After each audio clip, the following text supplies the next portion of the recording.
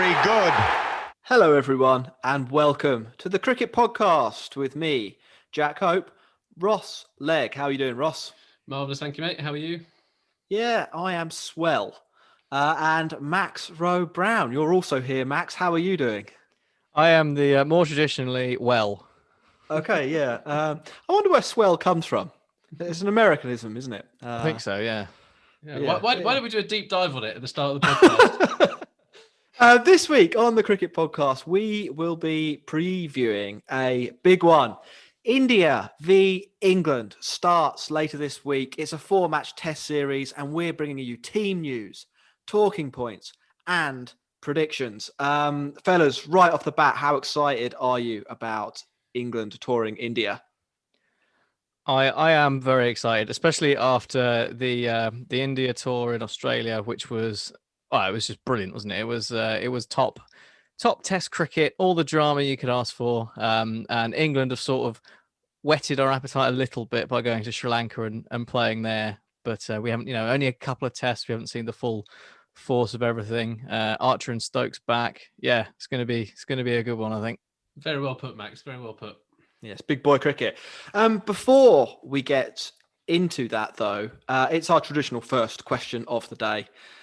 Today in England is transfer deadline day, which is an event that cricket does. There's not really an equivalent in cricket, is there? And I think the sport is poorer for that. So I suppose the auction is about as close as you could get, isn't it? Yeah, I don't think it's as good as transfer deadline day. Can we make it clear that it's a football transfer deadline day, not just a general transfer day? Well, are there other types of transfer? Quite hotel transfers, bank transfers. Yes, the answer is yes. Anyway, to the question. So cricket doesn't have a transfer deadline day. It has draft days and auction days, but they're not as good. We're all agreed on that. Football's transfer deadline day is better than banking transfer deadline day. I think we're agreed on that too. But my question is, if we imagine that cricket does have a transfer deadline day, and Max, you've just been handed the reins of a big cricket franchise on deadline day, which is today, which player, dead or alive, would you most like to sign?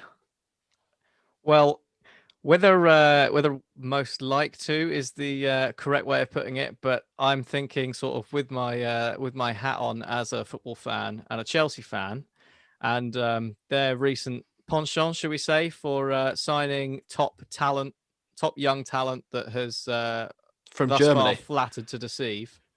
I think the most likely person I would end up signing would be Simon Kerrigan. Oh, so that's interesting. I mean, we all remember Simon Kerrigan is now 29. Yeah, but we all remember top young talent. He was young talent once upon a time, and we all remember his ill-fated foray into the Test cricket arena before he was promptly dismembered by a number of Aussies. So maybe not who I would want to, but who I would probably end up signing.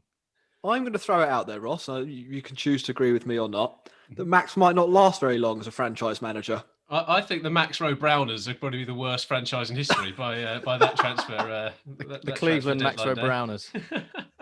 I'm going to give that answer a 6 out of 10. It's got an old reference. It was delivered with some panache.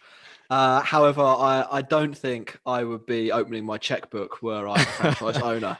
Lacking substance. To complete that deal. I think I would be making up rumours about fax machines not working and so on to get that one. What Max has done there is he's taken transfer deadline day and embodied Harry Redknapp, and what he's done is gone, what is the bottom of the barrel? Who's on the free transfer list that I need to get in? You've just done an equivalent of Spurs in 2013 when we got Louis Saha in on deadline day. So well done, Max. Ridderman Saha. That's who you should have gone with. Ross, same question for you. You're in charge of the Ross Leggers. Yeah, I think I'm thinking more blockbuster, and I'm not transfer deadline day or not. I think the last minute, this person's put himself in the ring, and he's not only a batsman, he's not only a bowler. He was cricket for pretty much about 10 years, 15 years. I'd go with Viv Richards over Simon Kerrigan. That's a very good answer. It's also my answer. Oh, is it? Yeah. I had a whole scoring system. Okay, I'll tell you what. I'll change mine. I'll change mine. No, I'll change mine. Well, this is the beauty of transfer deadline day, isn't it? When two people want the same player, the price just goes up and up. Yeah. Do you reckon Viv Richards would drive to one of our houses, wait outside, see if he can get the deal done at the last second? Yeah, pure Peter O'Denwingy. Yeah, nice. Probably not. Ross, talk me through why you've gone with Viv Richards. Well, kind of, if you're a franchise owner, I think there's a big bit around. You've got to get people in the door, right? There is nobody going to the Oval to watch Max Rowe-Browners and see Simon Kerrigan. No one's bought a ticket to see Simon Kerrigan, as much as he might be a lovely bloke. Viv Richards sells out a stadium instantly. If he's swaggering into your franchise, you not only have a match winner, you've got sponsorship and you've got a big name. So it's a no-brainer. You'll be laughing on the other side of your face when the Ross Leggers come to the Max Rowe Bowl and Viv Richards is done first ball by Simon Kerrigan's new Doosra that he's been developing behind the scenes. I off the top of my head then, because I was going to go with Viv Richards and I was going to score him based on the Robot Wars criteria: style, control, damage, and aggression. I think you'd all agree that he'd score very highly in each of those categories. Yeah. I think transfer deadline day is all about making a statement and a statement which quite often turns out to be flawed. So I would be recruiting Kevin Peterson. I would arrogantly assume that I was going to be the one who'd be able to control the Peterson ego, bring him in. He'd perform amazingly for probably about 6 months, I reckon. And then it would get to the summer. He'd want a better contract. There'd be a blow up. It would all go wrong. But I think I'd have a good back half of the season if I did recruit Peterson to the Jack Hopers. Anyway, yeah. Let us know who you would pick up on our imaginary transfer deadline day. Yeah, because you do have the whole spectrum of cricketers to choose from. Don't you? You have Simon Kerrigan on this side and Viv Richards and Kevin Peterson on the other side. Really, the answers we're looking for are ones that tell a story about what that statement means to your franchise, or what that signing that players would mean in terms of a statement for your franchise, how you'd procure them, what you'd be hoping to achieve through acquiring the services of that player, what hole do they plug. How can people get in touch with us, Ross? On Twitter and Instagram @the Cricket Pod. You should follow us. You'll be able to interact with us and leave us reviews, etc. You should also subscribe on all podcast platforms that you listen to us on. So whether that's iTunes, Spotify, Acast, follow us and subscribe and leave a review. And Max, what did you do last week? Well, I made a video, didn't I? Yes, last week. Yeah. So do you want to tell people where to find the video? You can now find us and our podcast on YouTube, not just with a lovely blue badge with some squiggly lines on it, but you can see all of our lovely faces and our live reactions to the nonsense that each other have spouted throughout the course of an hour and a half. So yeah, do check it out and like and subscribe. Yeah, you can have a look at Max's guitar in the background and his Fox blinds. The guitar. Yeah. Which if you're listening on the podcast, you can just begin to imagine, can't you? Yeah, if you're, I'm assuming that if you're listening on the podcast, you heard us starting to talk about YouTube and you just skipped ahead. That's but mainly when we start talking about something boring, people just start. You can see there's Anyway, we will be back after a short break, as I imagine 70% of our listeners will too.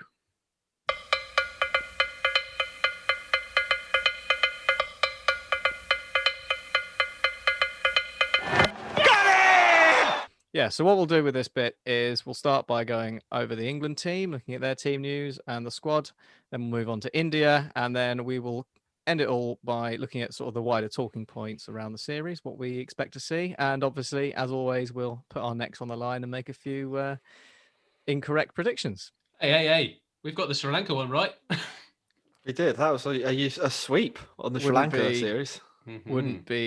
Wouldn't really be worth continuing the podcast if we'd got that wrong, would we?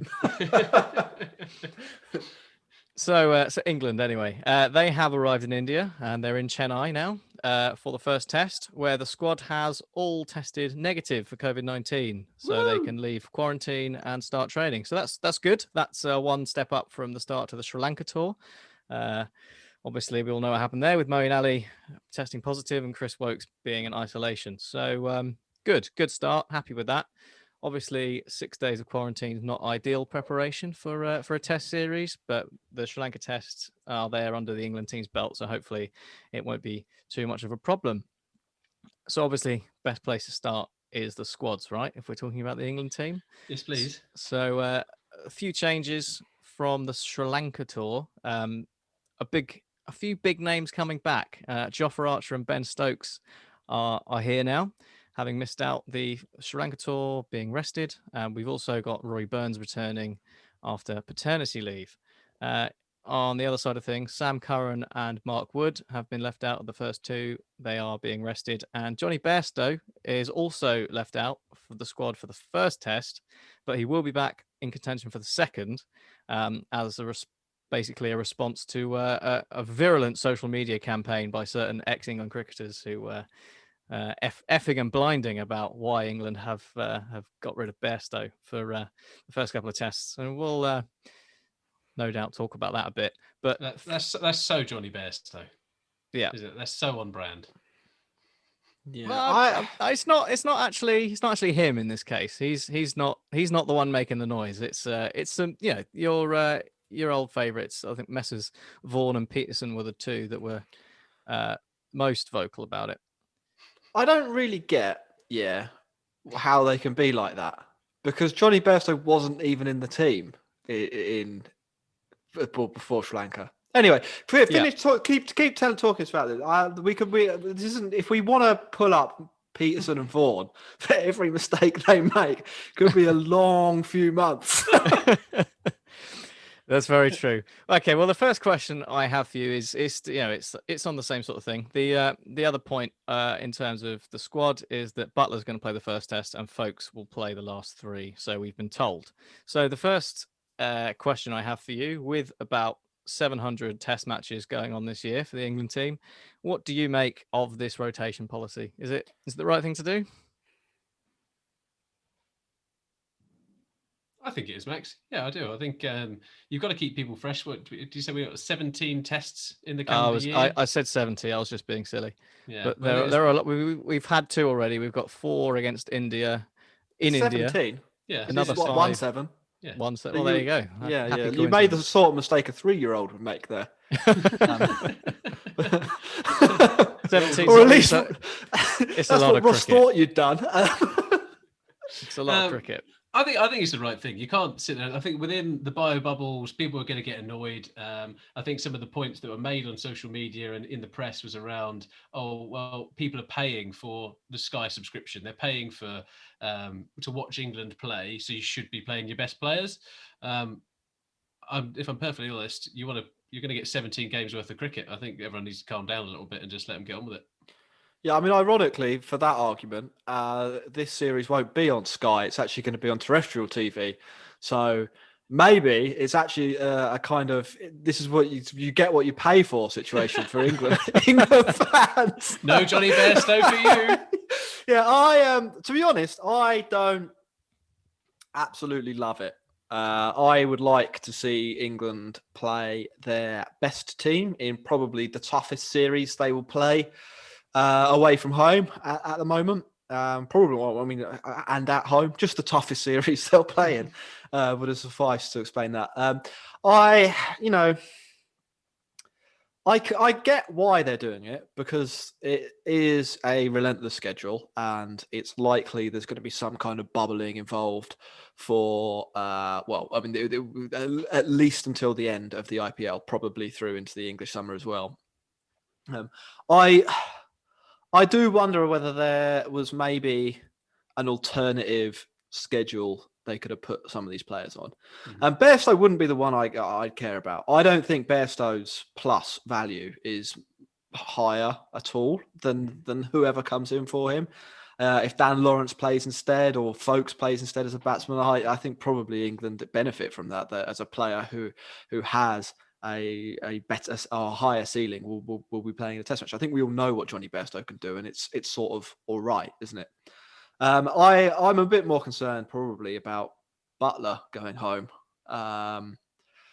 But yeah, Nah, that's the situation we're in, isn't it? Well, it's also they're doing it as well. It's not just the test matches, right? It's for the white ball cricket. And actually, I think it's 3 ODIs that are played at the end of this, so as well as 5 T20 matches. I don't really get why we're worried about putting our full strength squad out for all the ODIs. Nobody cares. We won the World Cup, the T20 World Cups this year. Why are we worrying? Yeah, I mean, it's got Mega Mind, Ed Smith's hands all over it. This move, hasn't it? And I do wonder whether the priorities are slightly out of line. Having said that, I think even England's best team probably gets smashed by India to tip my prediction early. So maybe they're just looking at. Do you remember, like a few years ago, we talked about football in the intro, but we'll bring it back. A few years ago, what's the name of the Irish football manager?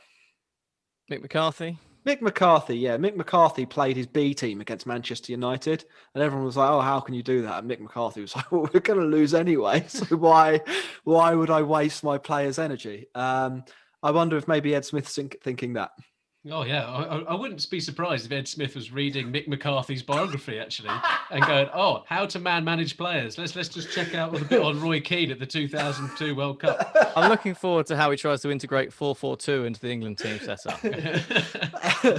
Right, yeah. So that's what I think about the rotation policy. I give it a thumbs down. Yeah. Well, I mean, from my point of view, I think what you can't forget is the whole bio bubble fatigue things. Like, I think it should probably be acknowledged, if not maybe not celebrated, but certainly acknowledged actually, that the England setup are thinking about the welfare of their players from a mental side of things, and that they are ensuring that they don't all spend extended periods of time in those bubbles in one go. I mean, when you think about, to take the example of BAYERSTOW, he played in the IPL, he played in the Sri Lanka games in December, and he's been playing in Sri Lanka. So it's a lot of cricket. It's a lot of cricket locked up.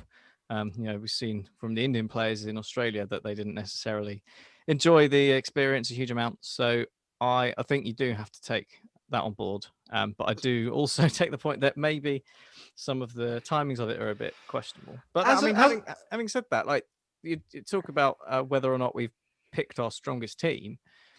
I mean, Stokes and Archer were rested for the first one and brought back for this. I think that's a fairly good indication that we want to put our best team out. And like you say, BAYERSTOW going home, they're talking like the comments tend to be, he's a good player of spin. He played well in Sri Lanka, and that he sort of maybe modelled his technique a bit to try and not be bowled by every straight ball he faces. But he was doing that against Asitha Fernando on a dead pitch, not Jasprit Bumrah. So I don't think that there's a renaissance there that he is automatically in our strongest team. So I mean, that's where I stand, particularly on the BAYERSTOW argument as well.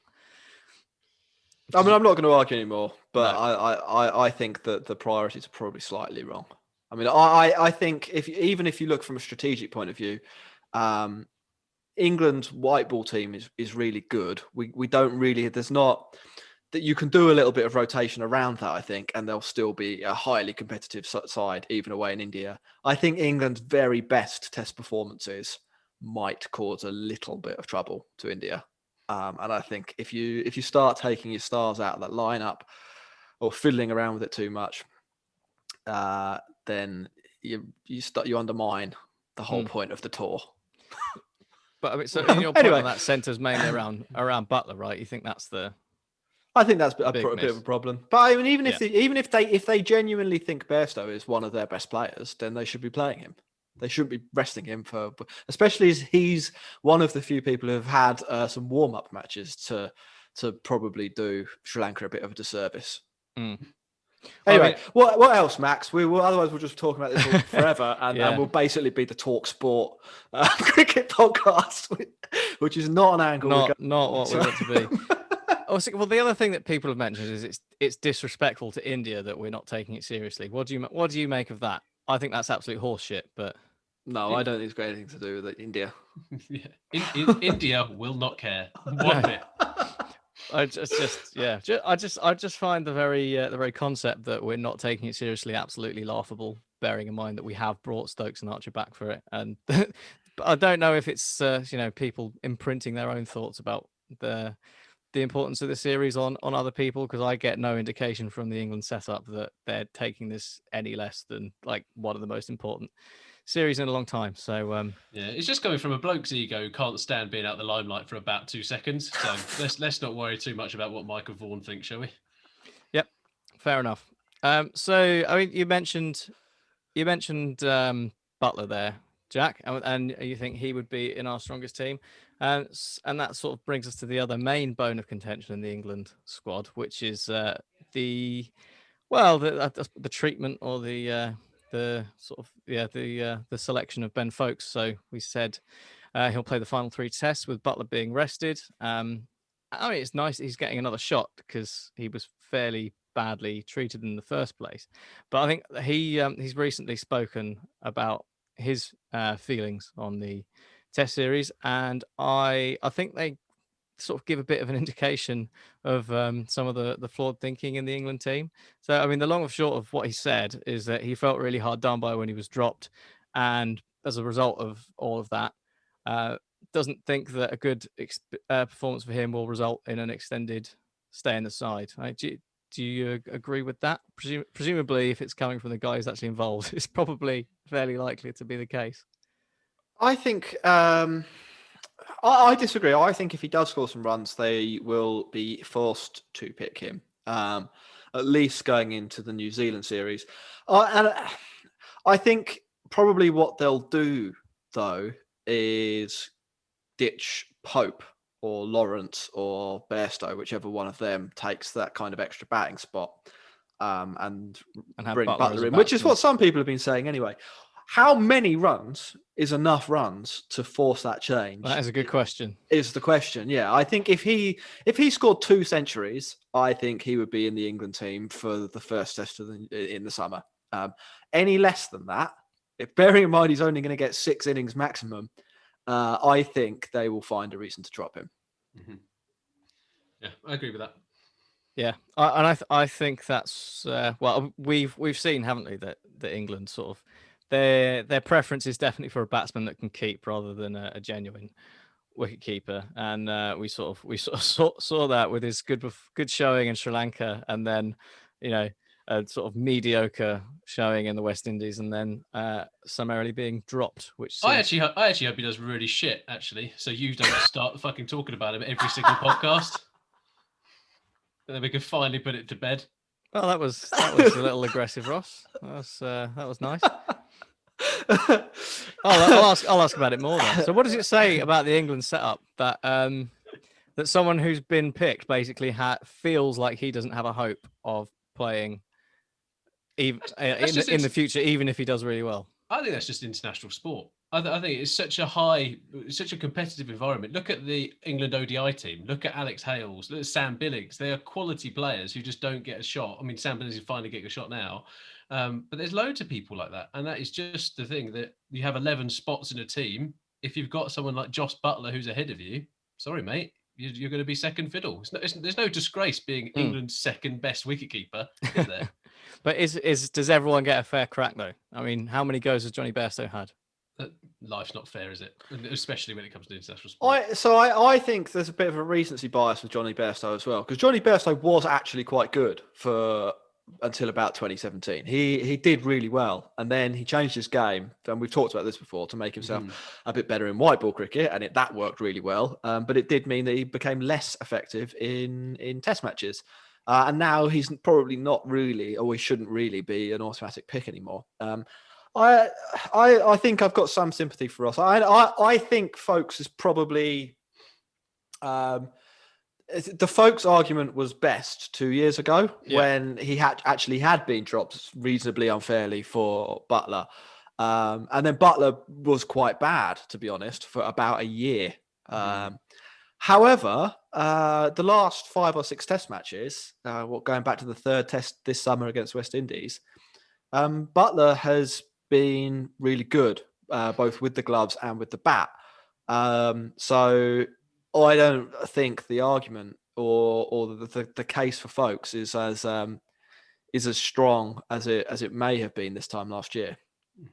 Which is sad for him, but to Ross's point, it's international sport. Like, how you can't have 2 wicket keepers. Yeah, No, I think that's probably fair. And Butler, yeah, I mean, we can't discredit Butler and how well he's played over the last year or so. I mean, especially last year, he really kicked on and well hit him and Wokes in that game against Pakistan, pretty much between them winning the game from a ridiculous position and looking fairly tidy with the gloves in Sri Lanka as well. So I guess I mean, it's an embarrassment of riches, isn't it, for England to have that many good players, and it's a nice position to be in. Yeah. Um, sorry, No, I was going to going say, there, Ross? have you got what's your predicted 11, Max? And then Well, that we was can start thinking about moving on to India. yeah, that was the next final point that I wanted to go over. So for me, who I think will play the first test. First test is probably easier because they've ruled out more players, but I think it's going to be Burns, Sibley, Crawley, Root, Stokes, Lawrence, Butler, Bess, Archer, Leach, and then I'm going to say Anderson. I think for me the decisions to be made are Anderson or Broad, and I guess maybe a spinner, but I can't see Mo and Ali coming in cold. I think you are right. I did actually listen to the TalkSport podcast. This isn't for the first test, but for the second one, Darren Goff and Steve Harmison genuinely suggested that England bring in Moeen Ali to bat number 3 and be a third spinner. So we'll see if that is it 2015. What's going on? Let's not get too into that. That's just crazy people. But I think your team's right, and I think the points you bring up, whether it's Broad or Anderson, or Bess or Moeen, are probably the two contentious selections. I would go with your pick. So I think Ross. Do you think there's a possibility that they play both Anderson and Broad? Yeah, so I've got this kind of on some of the talking points a little bit later on, but I think England's search for taking 20 wickets in a test match, especially against this Indian batting lineup, is going to be quite difficult. And I wasn't convinced by Bess and Leach bowling together that they're going to be the ones who make that happen. They obviously have Stokes to make up some of the numbers, but I think they might well be forced into playing both of them. I know that Jofra I think Jofra's going to have to play as well. He's got such an experience in the Indian conditions.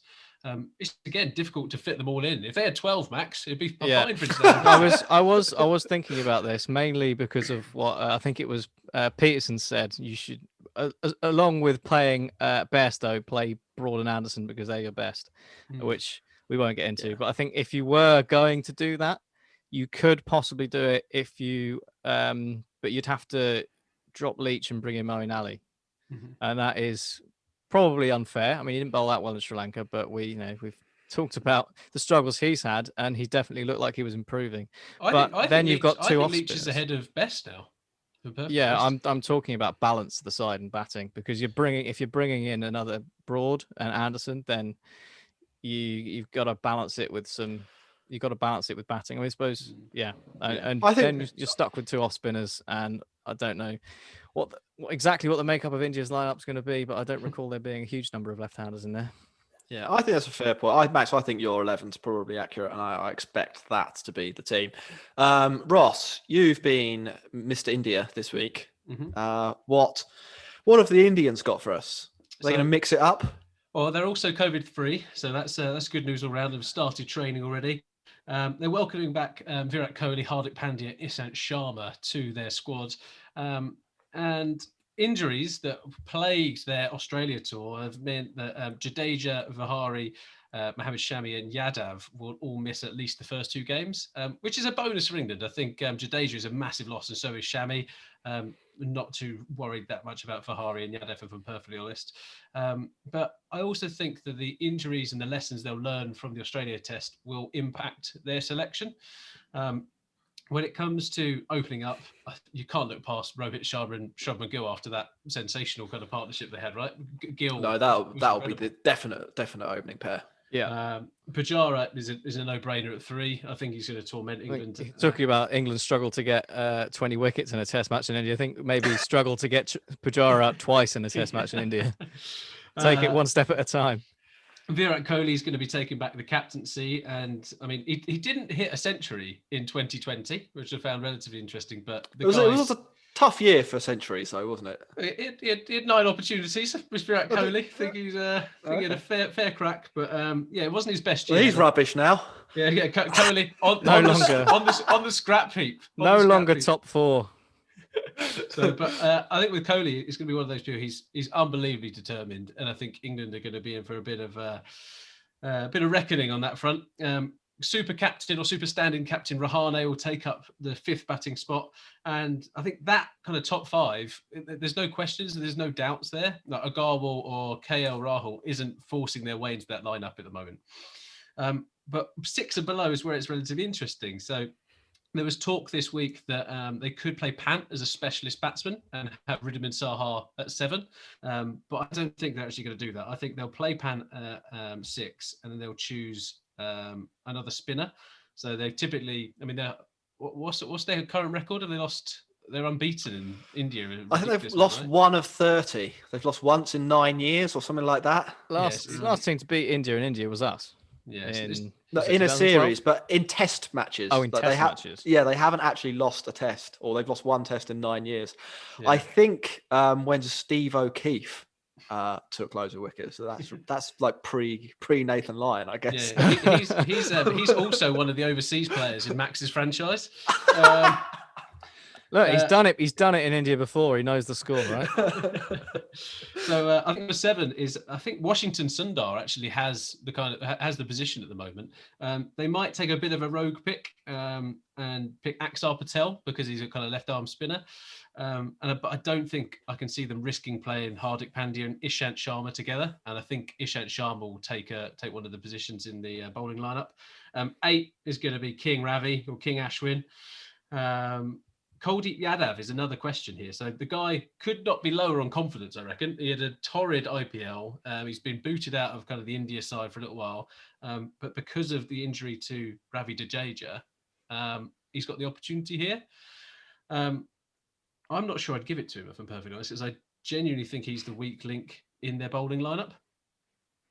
Okay, so who are you picking then? We're down to 9, 10 and 11. Yeah, so I think Sundar takes 7, Ashwin takes 8, Axel Patel takes 9, Bumrah, this is going to be his first test match in India, is going to take 10, and then Ishant Sharma will get the nod over Mohammad Siraj, who is going to be one of the unfortunate ones of international cricket's selection woes, being the leading wicket taker when they played against Australia. So 3 spinners for you. Yeah, that's what they've used typically when they've won in India. So I can't see them changing that formula. Oh, if it ain't broke. I think I've got down a slightly different bottom 5. So I think, Max, unless you're going to go rogue here, top 6 is pretty nailed on. Isn't it? No arguments there. I think there's the possibility they go Hardik, but Ross, I think you're right. I think they'll go with either Washington Sundar or Axar Patel. I don't know if they'll stick with Washington there, as I think they kind of had to pick him accidentally in Australia because they couldn't bring in anyone else, and he was just sort of around as a net bowler. Yeah, you're slightly limited to who you can pick when you're in a bio bubble in Australia. Yeah, Yavi Shastri was going to put on his whites. I think you're right. Yeah, obviously Ashwin will be number 8. I think they'll stick with man of the hour, though. I think Siraj will play. I think Bumrah and Ishant Sharma. I think they'll pick 3 seamers. At least that's I mean, I guess the kind of reasoning for that. The reports on the pitch are that it is a little bit green, and it will be quote unquote English style. So it probably won't be anything like an English wicket, but like might be a little bit more seamer friendly than served with chips. Yeah, than an Indian one. So I think they might go with those 3 seamers. Either way, though, if I think that's quite a long tail. I don't think they can really pick a set of players that makes 8, 9, 10, and 11 pretty weak. So in my version of events, Siraj, Bumrah, and Sharma could all fill the 11th spot very comfortably. Yeah, one of them's going to be batting at 9, which is they are genuine tail enders. Yeah, and Ashwin. So Ashwin does have 4 Test centuries, and like as we saw at the SCG, is not a mug with the bat. But if you look back, cumulative average wise, back to 2017, he only averages 17 with the bat in the last 4 years, and he's actually worse than that in the last 2. So, like bowling wise, they're all pretty good at bowling, aren't they? But there's maybe a small weakness there, clutching at straws from an English perspective. But yeah. So what I find interesting about that, the reason I don't think they'll pick multiple seamers is that I think they'll give Ashwin the new ball. So I think actually that what they'll do is Ashwin has been bowling the new ball in T20 cricket for ages anyway. But I think the struggles that you've seen, Zach Crawley, Sibley, I mean, even Rory Burns against the man Roston Chase, I just think he's going to cause a bit of havoc up the top, if I'm perfectly honest. And so that negates the need for having 3 seamers, I think. Yeah. I mean, I think that would be a sensible move. I mean, when you think about who you're playing against, it might not be what they would do against a different team, but against England with the a left-hander to start with Rory Burns, and like you say, against Roston Chase, and again, I would also pick Axar Patel just to have a left-arm option against England's right-handers because you know what they do to us. So. Yeah. Dom Sibley would be delighted when he sees Ishant Sharma coming into bowl, opening the bowling. He'll then lose his off stump. He'll still be delighted he didn't get out to a spinner. I don't think that's Virat Kohli's style as a leader, and I don't think that's been his style with the Indian cricket team. Is Rahane now in charge behind the scenes? No, he isn't in charge, and I think like Kohli is still the big dog, and I think Kohli will pick the best India team. I don't think he'll be worrying too much about Dom Sibley's batting splits when it comes to versus pace versus spin. I think he'll want the best Indian team, and I think he likes Mohammad Siraj. He plays with him at RCB. I think that will have an impact. I think they'll play Ishant Sharma because Ishant Sharma has been really good for like the last 5 years, and Bumrah is their best bowler. So I don't. I mean, Bumrah's never played at home in a test match, so there's maybe a question mark about can he do it on a hot day in Chennai?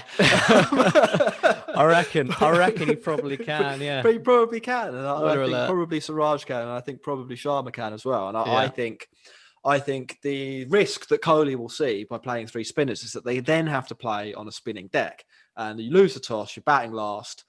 Joe Root scores a double 100, and you lose that game. And that is maybe one of the only ways that India can lose a test to England or end up in a competitive series is if you bring the element of luck in. So you see it in England all the time. England juice the fuck out of their wickets, and they use a ridiculous ball that makes batting virtually impossible for the first 25 overs or the first 25 overs of a new ball in England. It's good to watch, though, isn't it? But what it also does, exactly, Max, it makes it super unpredictable. So England think they're pulling a fast one on everyone, and Anderson and Broad are smashing all kinds of records for seamers. But basically, it's a total lottery whether your top 4 will make it through the first 25 overs of an innings, and that means you lose matches to teams like the West Indies, who England, to be honest, should be beating pretty comfortably at home. It does mean that when India turn up with a better team or Australia turn up with a better team, because there's that random element, like England will also hang in those series when maybe if it was a little bit easier to bat, they wouldn't.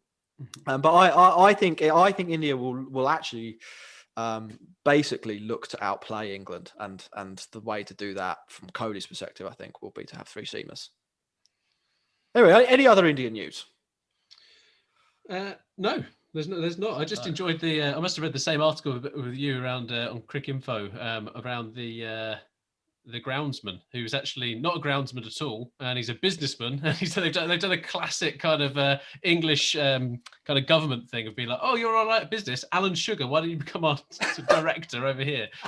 So he said, "I've not done an international test wicket before, but I know how to manage people." And I was like, "That's exactly the management consultancy kind of thing you want." It's going to be an absolute minefield, isn't it? Yeah. Right, lads. Shall we take a quick break? We've done team news pretty in depth there. We've been pretty in depth with our team news.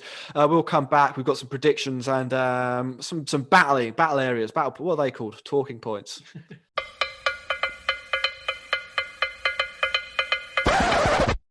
Normally, we would do predictions at the end of this segment, but I think probably in the context of all of the talking points we're gonna come to, it might be best if we lay our cards on the table and explain what we think is most likely to happen first. Because I think, if we're honest, most of the talking points are about how one of the teams who we expect to get smashed might not get smashed. Yep. So, in terms of prediction streaks on the Cricket Podcast, we all got Sri Lanka v England dead right with a unanimous set of 2-0 predictions. So we can pat ourselves on the back there, boys. The series before that, though, Australia v India, Max and I got the result completely wrong. Max, I think you went for 3-0. I think I went for 4-0 to Australia. Ross, you nailed it, 2-1 to India. So, Rostradamus, you're up first to extend your streak, to go for the hat trick. Can you tell us who you think will win this series, and really quickly why, and then we'll get into some talking points. Yep. So I think I'm going to stick with it. It ain't broke, don't fix it, as Maxie said earlier. It's going to be 2-1 to India. I think we'll somehow manage to draw a game, and I actually think that there's a bit about England. I actually think there's a there's a different element to them. When you looked in Sri Lanka, I kind of thought that they genuinely have bowling plans that work against batsmen. Yes, Sri Lanka aren't the best team in the world, but you've seen it over the last kind of 12 to 18 months where England are trying to figure things out. And I think Joe Root has got his hand on it. He's also in some perilous form. He's got his 100th Test match coming up. I think that he's probably going to be the leading run scorer again in this series, for England at least. And I think we've got a chance at not disgracing ourselves. Oh, bold, Max. Are you as bullish on England's chances as Ross? Nope. But I do think we might win a game, but I think it would be 3-1. I was thinking 3-0, but then I thought I can't see there being a draw. I don't know why. I just can't see the team putting in like a rearguard action. Well, can't see England putting in a rearguard action. I can see India doing it. So maybe that's how there'd be a draw. But I think there are enough stars in that England team that something could happen. Like you say, Root could score another double ton. You've got Stokes in there who might, get 3 quick ones in the middle order and then arch them up the tail. And there could be one of those sort of weird swings that you see, like with the India being bowled out for very, very few runs against Australia, that could result in England winning a game. But I think over the course of 4 tests, I would really like to believe that we could do something, but I don't see it. Yeah, I think the smart money is definitely on 3 or 4-0 to India. Like you, Ross, a lot of our followers at the Cricket Pod do think that England will win a test. I'm not really sure why. None of them could explain why. Pot luck seems to be your answer, Ross, and Max. Similarly, you seems to think we might fluke a draw somehow. No, it's not pot luck, is it? When you've got some of the best players in the world, if a few of them come off at the same time, you're always in with a shout of winning a game. We're think talking standard deviations. I think the gulf in India will be too significant. I don't think we have some of the best players in the world in India, basically. There's also a bit, Jack. I think when we last won there, Alistair Cook opened up and scored a boatload of runs. There is, yeah. I'll be surprised if Sibley, Burns, and Crawley score 500 runs between them in the whole series. Yeah, well, there you are. And I also don't think England have really got the weaponry to take 20 wickets. I think they might not do that once in the 4 matches. So I'm going to be that is very down. So you got to go 4-0 after I've got to go 4-0, yeah. haven't I? Yeah. So just to give a bit of context, Jack, do you know the last time England played in Chennai, what the score was? 8-0. India hit their record score against England, scoring 759 for 7. Was this when that guy Nair scored triple century? Nair, yeah. Not great, is it? I mean, the prognosis, obviously, from an English perspective, is poor, and the 3 experts have not given them long to live. I don't think. Anyway, I've been looking at some some areas where England maybe could. So, look, it's international sport. These players, Max, your argument's sort of right. There are some really high quality cricketers in the England team, and you never know. Like it could be a career for matches for Joe Root. He could hit another couple of double centuries, and that really would give England a chance. I don't think that will happen. Obviously, I think England are going to get pumped. But if England were to pull off a miracle, like what one area do you think they would need to be good in? I think it's gonna. So I think it has to be spin bowling, because that's where the level is. I would maybe lowest. That's where our level is lowest, and where you get the most gain out of them playing, out of their skin. You've gone But for a at the weak same link argument. time, I've not seen the evidence that they might be able to do that. And we would be relying on really some colossal batting performances. But I think spins where there's the most to be gained. That's an interesting answer from Max. He says that England will need to bowl really well. Spin bowlers won't need to bowl really well, but their batters are the most important thing. I don't know if that was one area, Max. I'm going to give a poor answer. Ross, one area from you. It's an interesting thing. So the more I watch Test cricket now, I might not could be completely wrong here, but in terms of the way in which I see England playing, they're looking to bat time at the moment.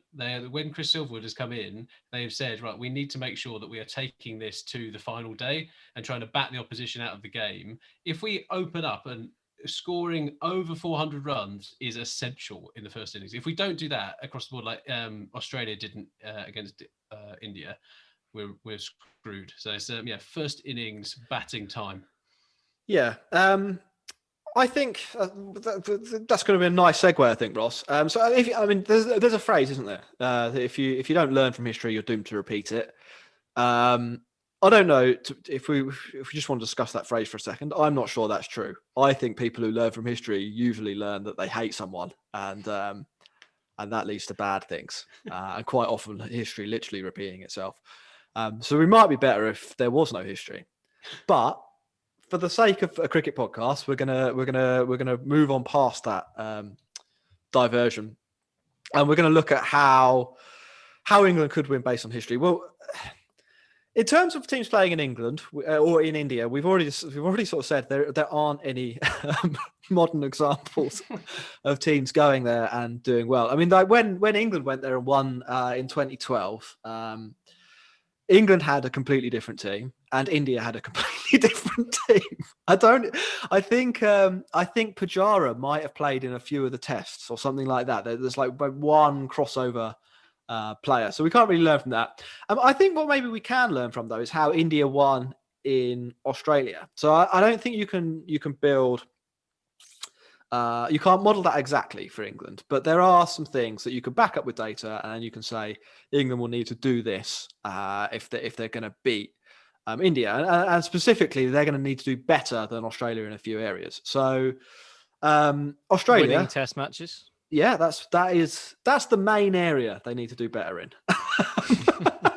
End of podcast. Yeah. So Australia did really badly in these areas. Their openers were really crap. Yeah. And England will need better openers to overcome that. We'll get into that in a second. India's paces were more accurate in that Australia-India series. Ball tracking data backs it up. They were just bowled in the right area more often. Lyon was completely outbowled by Ashwin and Jadeja. And India were a bit luckier. And that, because we got flack for that, I've actually looked this up, and remember last week we talked about false shot percentage, and how that kind of shows who's been lucky or not. India's false shot percentage in Australia was higher than Australia's, but they averaged more with the bat. So something is wrong there. They got a little bit lucky. They're Tim Payne wicketkeeping. That's the issue. So I think the fundamental question then, if we break that all down into smaller areas, can England do better than Australia in any of those areas? Start with batting, Max. Can they outbat the Australians and ultimately the Indians? Australia had Smith and Labuschagne, and I think they were the two batsmen in the Australian batting lineup. Like that's it, innit? Like that's all. Like Payne scored like a 150, and they were reliant on those two. And I think we're going to be in a similar position. So it's a case of whether the people like Burns and Sibley and Crawley can step up and do better than the Australians. And I would say the answer is yes. I think they can, because I think, well, I mean, David Warner was on one leg. Yes, They tried to use Marcus Harris at one point. I they think did use him. He got on the pitch. somehow. They tried to use him. They tried to use him, and yeah, he did what he's done for the last few years. So I think the England players do have it in them. Those players, the non-star players, if you want to put a label on it or something like that, they have it in them to do a better job than the Australians, I would say. Yeah, I mean, I think that the problem for them, to answer my own question to some extent, is that the Indian players are likely to be a lot better than they were in Australia. So India That's true. batted pretty well in all the tests in Australia, apart from the time they were bowled out for 36. In India, though, those sort of pretty good players become like gods. So Pujara, for instance, averages 60 at home, has a much higher strike rate as well. That's pretty good. Kohli averages 68 at home with a strike rate of 60. And the biggest home bully of all, Rohit Sharma, averages 88. Oh my god! Yeah, so so we can outdo the Australian batsman, but we cannot outdo the Indian batsman. So yeah, I mean, I think this is probably the one area where I think England have got no real chance of competing over the series, and I think to win a single Test match would need something quite miraculous to happen, such as the difference in ability in these conditions. Ross, anything to add on England's batting? No, I'm genuinely just not convinced by Sibley, Burns, and Crawley at the top. I mean, Crawley, like you said it at one of the podcasts not too long ago. But Zach Crawley needs to be really careful of not getting the moniker of Rob Key 2.0. Like this is a big series for him, I think. I mean, on what he's got on his side is if that does become the case, he's got a very fruitful career in media to follow. That is true. Yeah, yeah, he does. Yeah. I mean, I think England's problem with in terms of batting, just to add one further point, and then we'll chalk the victory up to India, I think, in this area. I think India's attitude towards spin bowling. So I think they've got a lot better when it comes to facing pace bowling. But when a spinner comes on, their attitude seems to be, and you hear people saying this all the time, like you expect a ball to have your name on it, so you just try and score. And I think that's sort of the wrong attitude to treat all spinners with. Like if you especially not very good ones. Yeah, if you treat the ball as just that isolated delivery, I think that's probably the best way to play in general. Unless you're playing against like Shane Warne or some kind of super genius, play the ball and don't get in your head that you're going to be out in a minute anyway, so you might as well make hay. I don't see the Indian batting lineup doing that. That's the thing. But like Pujara, Kohli, exactly. Yeah, they're great players of spin. And I think in India the pitches are a little bit slower. Dom Bess gets a bit of benefit when he plays in England because it kind of skids on. His wicket-taking ball is the arm ball, or the one that finds the outside edge with the ball going on.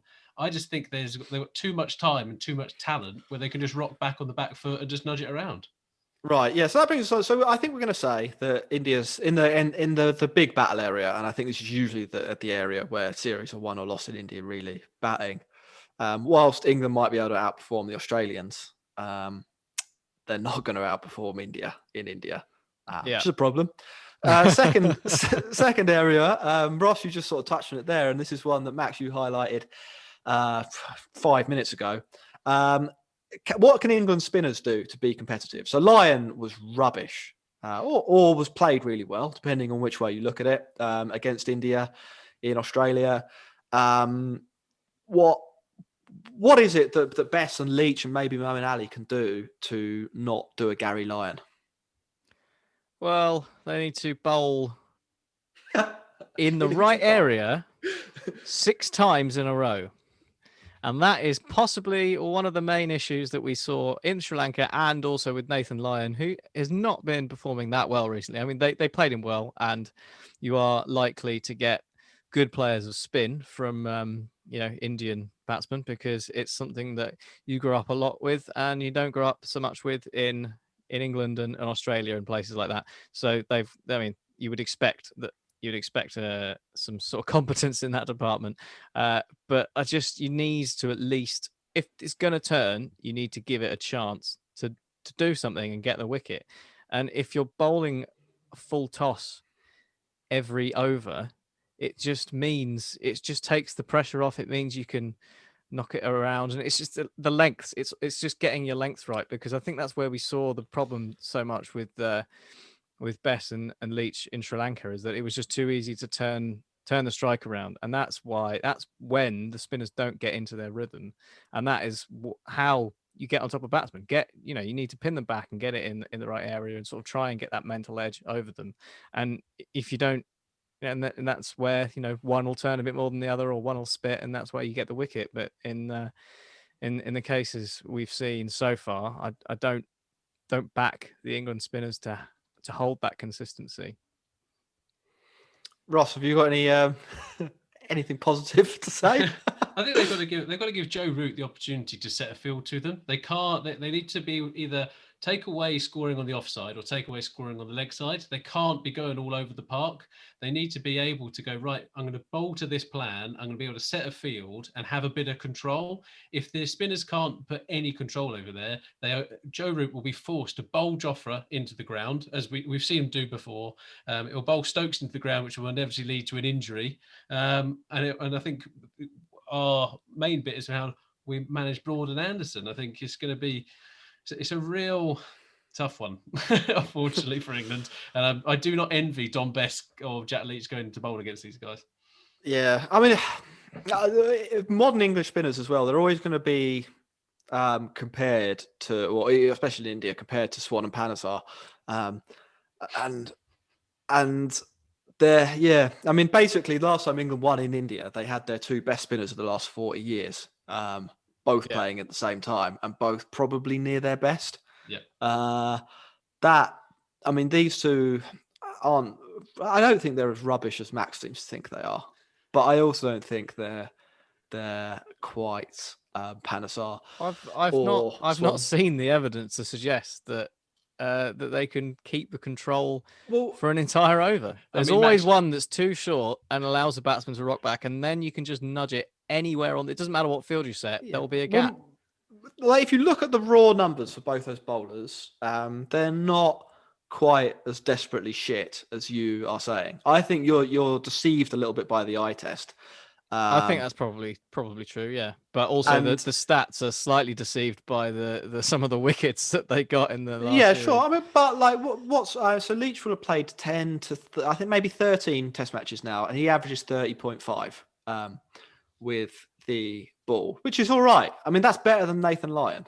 And Nathan Lyon is, as we know, the greatest finger spinner of all time. So, ergo, Jack Leach is actually the greatest finger spinner of all time. Anyway, I think this is probably, it's a bit of a brutal place to play in India as a spinner. Because of who you're compared to as well. Just to finish off on spin before we say that India's spinners are definitely better. Ashwin, I think this is probably like a mark of how great a bowler Ashwin is, or like one of the things that explains Ashwin. Not only is he obviously a technically better bowler who is clearly committed to improving. Did you hear what he was doing in Australia in quarantine? Nope. Writing his memoir. No, he was not writing his memoir. He was watching 8 hours of tape a day of the Australian batters to work out where he was going to bowl. Just sitting in his hotel room. That's mental. I can't see Dom Bess doing that. Yeah, and I think there's. Yeah, he's on Call of Duty, isn't he? He's on Call of Duty. There are some margins. Jack Leach was bowling in the mirror. That's what he was doing. To go back to one of the sort of accidental themes you've introduced to this podcast, like what does it take? What does it mean to succeed at the international level? Well, in a scenario where you're not brilliant, you might not be rubbish, but you're not brilliant. Maybe you're the average bowler. Maybe watching a bit of tape or doing something like that, or learning a new skill. Maybe learning a leg spinner. would be something that can take that at average of 35, which I think Don Bess is sort of walking around with at the moment, and cut it down to 30, and then you're a competitive challenger spinner. I think, I mean, like, I'm really looking forward to watching Ashwin bowl. I think Ashwin's always top value, but he's clever as well. That's the thing with Ashwin. It's as much how he uses his brain to get people out, and that's what you say about watching the videos. Well, it's that kind of commitment that makes him on the field so compelling to watch, because he's got a plan, and you are watching somebody who knows exactly what they want to do and has the skills to do exactly what they want to do, figure out someone, and that is fun. And I don't think English spinners have that process. Anyway, is that to do with, sorry, like one last thing, just on that point, is that to do as much with the importance that's placed on spin in India compared to England? Because like you're growing up as a spinner, and perhaps your role is not a frontline wicket taker, and you're not thinking, I'm looking at the best way to get every batsman out I bowl at. I'm looking at the best way to do the job for my side, which tends to be keep the economy rate down in those middle overs. It might be partly that. I think it's probably as well some stuff around, or a little bit to do with competition. There are more spinners in India. That, I mean, anyone who's watched the IPL, I'm not just making this up. Each Indian IPL team will have two spinners, two Indian spinners who would probably play international cricket for most nations in the world. And that's not, I mean, that might be a slight exaggeration, but it's not too far away from the truth. And so to separate yourself from that pack and to play 100 test matches for India and to become one of their all-time great bowlers, you have to execute your skills to a higher level, and you have to have other tricks. Really, I mean, in England basically picked Don Bess because his action looks a bit like Graham Swan's, and he can bat. Probably his batting was the main thing they looked, or main decision, or the main reason he's played the number of tests he has. And I don't think, and that obviously creates a bunch of different incentives for an English spinner. So, like, would it stun me if someone told me, if I told you that maybe Jack Leach has been spending half his time practicing his batting, in trying to improve his batting, and prioritizing that over his bowling? If that were the case, would you be shocked by that? Absolutely not. No. No, and that's such an English thing to think about. Yeah, that's such an English thing to do, is to have. Remember when Stuart Broad was going to be an all-rounder? Well, yeah, but it makes sense to an extent in England, because if you're going to pick a spinner, sometimes it's a bit of an insurance policy in England. Really, it's like bowl a few overs when the ball's not doing anything, and if it really breaks up in the fourth innings or third or fourth innings, then maybe you'll get some long spells. But you're kind of just a passenger, so you do, like, the temptation is to hedge your bets and pick the best batsman, and I think that's what England have done. But that also means that spinner then doesn't.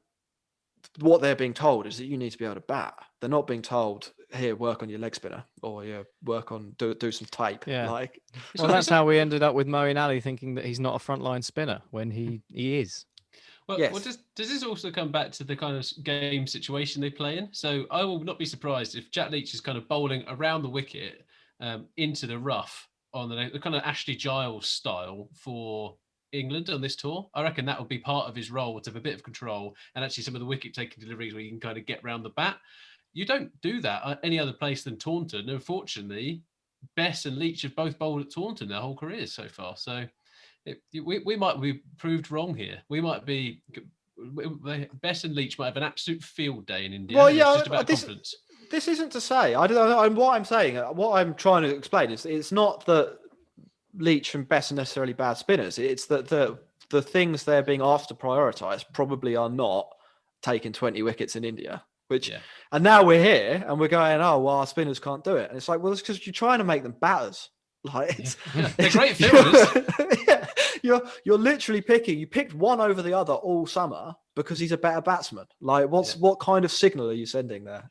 So I think that's one of the great things about cricket in general, really, just how different the game can be from one place to another. Sure. There's a couple of others. So we went through Australia's weaknesses. Pacers was another one. I think this is probably the only area where you can realistically expect England to compete or maybe win over over the series. Is that fair to say? I think India have come on leaps and bounds in their bowling department when it comes to paces. They literally said, if we're going to win series away from home, we need to develop. Fortunately, they had Bumrah, who turned up out of nowhere with the most mental action, and he's unbelievably good. But they've also got experience, right? Sharma has taken plenty of wickets against England. Alistair Cook, I think, was his bunny. So he's not a bad person to have as a bunny. I think Mohammed Shami is going to be a miss, but him coming back in for the third and fourth test will be a good advantage for them. But I think you're right. Jofra Archer has played in the IPL. He's bowled in Indian conditions. Yes, it's white ball cricket. Yes, it's T20 cricket. But I think that makes a huge difference. Whilst Broad and Anderson are Broad and Anderson, you don't need to say anything about them. They might not have all the swinging tricks in the book when they're in India, but they still bowl really well in Sri Lanka, and they can still bowl well here. And then Stokes, he's an enforcer. He'll try the kind of Wagner kind of thing. It might work, it might not work. Yeah, I mean that's basically the conclusion I came to. All those points. I think some of our Indian listeners will be saying, like, hold on a minute, lads. India are pretty fucking shit hot in the pace department now. I don't know if you've heard of this Jasprit guy. But I do think, even factoring Bumrah in, I think England actually have a little bit more variation in their pace bowling options, and I think that will probably stand them well. I mean, like, Archer's not completely broken out in Test cricket yet, but I don't think he's a massively worse bowler than Bumrah. I think he could easily have a couple of years where he averages 20 with the ball and really gets himself into that bracket. If the ball does swing, one of these matches is under lights. If the ball does swing, well, I think England probably have the two best bowlers in those conditions in the world. As you say, one of us at home. Sam Curran's at home, mate. You missed it. And Stokes, as you said, Ross, is happy to do that kind of thankless donkey role that Wagner does. I mean, that kind of wraps up where Australia went wrong, I guess. I mean, the other factor is luck, and that's sort of up in the air. I think England just have to hope that they get to bat at the right times. They get to maybe bowl at India when the pitch falls apart, or bowl at India under lights in that day-night match. And if that happens, like is Rohit Sharma going to average 88 at home under lights? Or is Pujara going to average 60 at a strike rate of 50 on a fifth day afternoon when they're chasing 200? Like, if you can get it to those situations, I mean, getting to those situations is hard as shit. But if you do end up in those situations, you narrow the skill gap a little bit. I think there's one bit from me, Jack, on that bit around of what else could they do. And I think fielding wise, England haven't set the world alight. I think in terms of like their catching, they don't have really a settled slip cordon. Joe Root's got a great pair of hands, so has Ben Stokes. But because of Sibley, Burns, Crawley, there's still questions there. England are not going to get that many chances. We need to make sure we capitalise on those as much as possible. Yeah, I think that's true. I mean, one area as well. This wasn't in the post-series reports I saw from Australia, but one I think, you never know, it could have a difference. It could make a difference over the series. Is captaincy. So the two captains, obviously, they come into this series with kind of differing trajectories, I suppose. So Root, in his position as England captain, has never been stronger, I don't think. I think he's got a new coach, so the team feels like his team. He scored a bunch of runs. They've won a series away. They won 2 series at home in the summer. I think there were some doubts about whether Root should be the captain following the Ashes series in 2019, and even leading into that as well, I think. I don't think now anyone has any doubt about that, and I think he's in form and everything's going well for him. On the other hand, Kohli just missed out on maybe India's greatest ever Test series win, and the guy who led them to that ultimately is batting 5 for them, just one below him in the batting order, and might be. I mean, I don't know what you two think. Might be feeling a little bit of pressure. Well, you think Kohli's feeling a bit of pressure, or Rahane's feeling pressure? Kohli, is he in terms of him? Still, I think in the view of a lot of people and a lot of India fans, still not having proved that he is a great leader. And Rahani has literally just done that. Yeah, well, so I know, and I said it at the top of the show that Cody didn't hit a century in 2020. There could be a bit around him trying too hard, and there is that bit where you just want it a bit too much, and it kind of takes all your game away. But at the same time, the last time everyone was questioning his captaincy and questioning his ability, he scored about 800 runs against England in England. So I think that don't play with too much fire on the Kohli front. So you think that the relative confidence levels of the two captains will not be a big factor in the outcome? I think Kohli is just different gravy. He's so good, especially in India, especially in Test matches. There might be a bit of pressure around the captaincy, but I don't think it's going to make that much of a difference. Max, is that a theory that could hold water with you? I don't think so. I think having Kohli back can only be a good thing for the team, and the sensible thing from his point of view would be to lean on Rahani's experience and captaincy ability, and two of them knock their heads together and come up with some crazy strats to get some of those England players out. Tell you what, if Kohli and Rahani hit their heads together and both went off, then we've got a chance. That could be the kind of luck that England need. Yeah. Concussion protocol. I guess, well, there's not really much else to say. I mean, I guess we've sort of talked about the conditions a bit. I think, it's clearly the biggest factor that's going to make India the favourites here. And I sort of use the example of how good Pujara, Kohli and Sharma are at home to illustrate how much of an advantage it is for some of the Indian players to be at home. Is there any, as a potential route to Test victory? So we've talked about all the areas where England can't really compete. Does the day-nighter maybe offer them a route in? We're a few tests ahead now, so just a quick answer on that one. Yeah, I think so. I mean, we've seen what the ball does under lights. I mean, even in the IPL, that the dew factor, as they call it, can always put a cat amongst the pigeons. So I think definitely could be a difference maker, or certainly a leveler. Yeah. First two tests are in Chennai. The second two tests are in Ahmedabad, which is a rebuilt venue. It's absolutely massive. Should go and check it out. It's the biggest stadium in the world now. I think so. I think it's 110,000 people or something like that. Will there be 110,000 people there? Well, I don't know. They will have people in for the second Chennai test. Would anyone like to comment on whether that is a good idea or not? Terrible idea. Yeah, I think probably. And Max, bit of cricket business. What was that segment? Cricket business. There's some exciting news for our English TV viewers. What's happened? Yeah, so it's currently looking like, and we should know by tomorrow actually, that the series is going to be on terrestrial TV on Channel 4.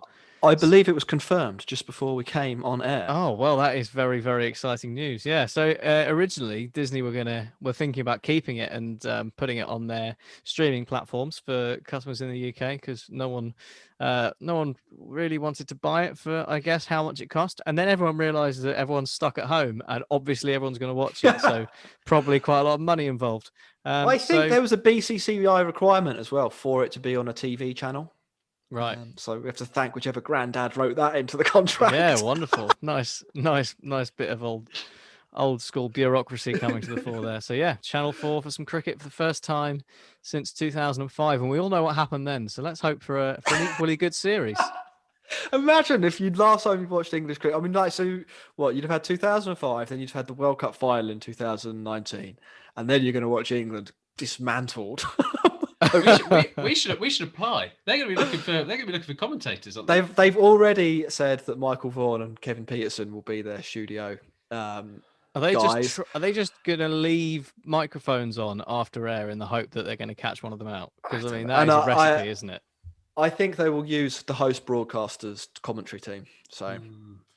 Anyway, to wrap up this the India v England, then there's like a little bit of other cricket news after our break.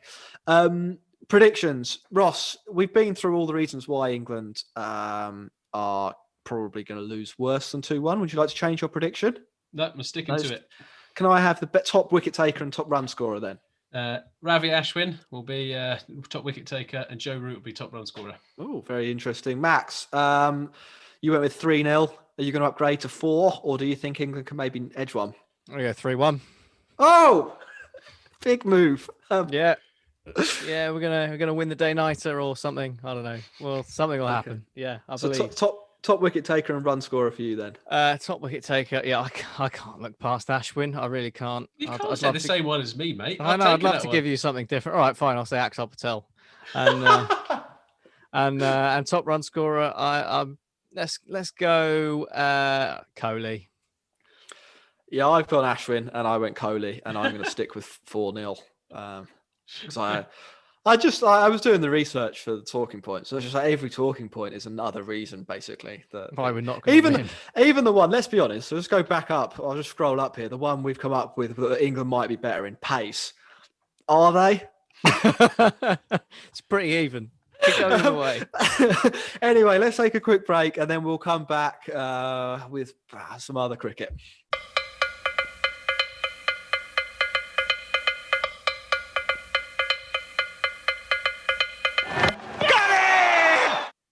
The other cricket that's been happening in the world, well, there's probably three things. One, I haven't watched any of, so I'll ask you later whether you have, and I doubt anyone will have. The headline. Let's start with the headline. Pakistan were taking on South Africa. Back in Pakistan on our last show, I think the game's just about to get underway.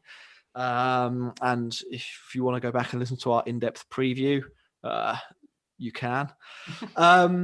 Pakistan ran out reasonably comfortably won reasonably comfortably against South Africa by 7 wickets in the end. Fellas, how much of this game did you catch? I caught. So I watched the highlights on the day where Yasir Shah had that little moment and turned the game, really, didn't it? When South Africa were looking to go on for a decent innings. And the cricket podcast swiftly removed Van der Dusen by hoping that he would get a century. Yeah, I mean, I think that was the exciting passage of play. It kind of ground along for ages. South Africa didn't bat that well. Then Pakistan batted Fawad Alam, who for some reason Pakistan haven't been picking for a decade. Now has 3 centuries in 8 matches. As Pakistan built a first innings lead. Max, as you said, Van der Dusen looked like he was going to lead South Africa into a reasonable position and set up quite an interesting chase on the 4th day. And then Yasir Shah rolled back the years and actually looked like a threatening bowler. Not really much to say on the game. Yeah, well, my favourite thing in that game was people being caught at silly mid-off. I haven't seen that in ages. It was brilliant. Like basically flat batting a forward defensive straight into the pouches of silly mid-off. That's old school. Yeah, that was good. I mean, I think the big story is obviously Fawad Alam scoring basically a match-winning century for Pakistan. And good for him. It would have been nice if Van der Dusen had also notched a century, because I think they're two underdogs in the world game. But he didn't. First test at home for a while, and good for Pakistan to get the win. Yeah. On the topic of South Africa, that is Australia's next touring destination as well. I think they released their team, the Australians, that is, for that series. Tim Payne. Yeah, bye Matthew Wade. Matthew Wade's gone. Tim Payne has retained his job. This is actually going to turn out to be probably a little bit more interesting for the neutral than it otherwise would have been. Because there's World Test Championship qualification at stake. Basically, the what you need to know is that if Australia win 2-0 or 3-0 in the series, in the 3-match series, they definitely go to the World Test Championship series. Otherwise, it's basically nailed on to be India v New Zealand. Which is what we want to see, right? We want to see that. We want to see India versus New Zealand or India versus England. But let's just I don't think that is. Yeah, we're going to see that anyway. We are. We're going to see a lot of that. We've got 9 tests of that. Yeah, we don't need to add an extra. Stick with New Zealand. Yeah. A couple of things, I suppose. And were you surprised, happy, sad to see Tim Payne keep his job, Max? No, I wasn't. I wasn't that surprised because I don't actually see who comes in and does a different job. I suppose they might have given the captaincy back to Steve Smith, but I guess that's still a bit of a. I don't know. It's a bit of a hot potato at the moment. That isn't it? You saw how upset everyone got when Tim Payne said "dickhead." As soon as Steve Smith or anyone in the The Australian world's team gonna did go anything, mad. yeah, people will kick off. I don't think I think it's just too much. Look, you don't want that CAPA job, PR job, do you? That's, I did also like that Justin Langer's come in for a bit of slack, isn't he? So they've been some of the players have said that he's a bit too hard of a taskmaster and his expectations are too high. And Did they not learn that from the story about 3 years ago where he made them do laps? Yeah, it's completely baffling, is it? That the ex-opening batsman serial killer is an intense bloke who has high standards. What an absolute shock! Where's he did been you see- hiding them for the last 2 years? Did you see the Toasty story? No. This is Oh where wow! it came from, isn't it? Yeah. So Oh somebody- no, I did. Yeah, no, I was wondering if it was a nickname, but it was actually someone who No. took out a toasty in their pocket, didn't they? Yeah, an Australian player, a senior Australian player, wanted to take a toasty out onto the field to eat during a session of play in the India series, and Langer wasn't happy about that. I can't remember the exact quote, but it was something along the lines: "You're playing for Australia. Like, what do you think you're doing?" It should be a good series, I think. It's obviously it's the first time Australia will be back to South Africa after sandpaper. It's on at a friendly time for UK listeners. Will you two be watching? Absolutely, yeah. Yeah. I mean, I definitely won't be getting up to watch England bat and 4 a.m., but I'll definitely watch South Africa and Australia. Yeah. Final thing of the week then, and I think in some ways we've saved best till last here. We did, I think 2 weeks ago, say we were going to do a BBL update as it was getting towards the finals. So here it is. James Vince. This is the update. It's just going to be a story about James Vince. Max, do you know what happened? Yes, I can. Do you want me to briefly summarise? Yeah. Do a summary. Goings on. Yeah, so we have James Vince on 98 not out, and his team. Well, the scores are tied, aren't they? His partner in crime at the other end decides to bat out the remainder of an over to score no runs, obviously to give James Vince that opportunity to obtain his 100, which he must score a 4 to do. Andrew Tye, of course, bowling, had a slightly different idea of how it was going to go down and promptly bowled a bouncer down the leg side to ensure the game was over and James Vince was marooned on 98 not out, unable to make his 100. Now, whether or not you want to attribute agency to Andrew Tye's decision to bowl a wide or eventual bowling of a wide, that's up for debate. He definitely did it on purpose. He 100% did it on purpose. But now, the thing that gives it away that he did it on purpose to me is that Andrew Tye dropped James Vince on 23. I didn't know that. Yeah. I was going to say, like, in the build up to that, though, right, so the Sixers, they needed 6 to win off 3 overs, which is James Vince's side. And at that point, Vince needed 3 for a century. Off the first ball of the third last over, he takes a single. If you want a century so much, surely that's the point when you go to your batting partner, who's Daniel Hughes, and you say, "Don't hit a 4 or 6, just knock a single, give me a chance." Instead, like the next ball, Daniel Hughes hits a 4, and then there's the bizarre situation where Daniel Hughes has to like literally block or leave 4 balls so that James Vince can try and hit a 4. If to be perfectly honest with you, I would be blowing his nut at this. Obviously, the Aussie sportsmanship brigade were out in full force. Like Michael Vaughan's getting his dig in, and he's got a lot of press in this show, hasn't he? But if I was Andrew Tye, I would be a little bit annoyed as well. So they've just lost a knockout game. I don't think they're out. They have to go into some other playoff, the Perth Scorchers, that is, which is Andrew Tye's team in this. But I would be a little bit like, come on, boys, you need 1 to win off 16 balls. That it's not. It's also not as not in the spirit of the game as it is for Andrew Tye to just hoon one down the leg side. Manufacturing a situation for James Vince to, yeah. So it's also I've got a little bit of sympathy for Andrew Tye, and I can see why he'd have done it. I feel a bit sorry for James Vince. Did you see his face? Yeah, but he's crestfallen. In all seriousness, the IPL auction is coming up in 3 weeks, 2 weeks, 3 weeks. He would have been on the long list for a couple of gigs there, I think, and an eye-catching century in a semi-final is exactly the sort of thing that gets you a couple of £100,000 and a sweet gig at Kings 11 Punjab, isn't it? You know what they say? There's no such thing as bad publicity. All publicity is good publicity, and perhaps getting 98 not out and being at the center of this, storm in a teacup, I suppose, would probably be the best way of putting it. Might do him extra favors for that IPL long list, because at the end of the day, he scored 98 not out and won the game for his side in a T20 competition. So 2 runs here or there doesn't change the feat, does it? It shouldn't. People always have a go at Joe Root for his conversion rate. Why not? Why shouldn't James Vince get the same treatment? Yeah. Anyway, I think that's the last thing we need to talk about on the Cricket Podcast for this week. Ross, one last time, where can people find us? At the Cricket Pod on Twitter and Instagram. We also have started writing some articles. So if you want to find us on Substack, it is thecricketpod.substack.com.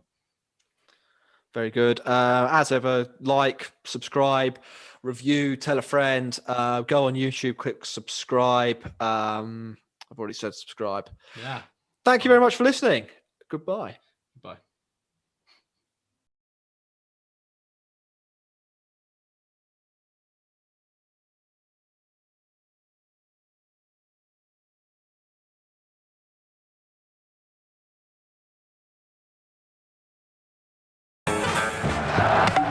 That is very good.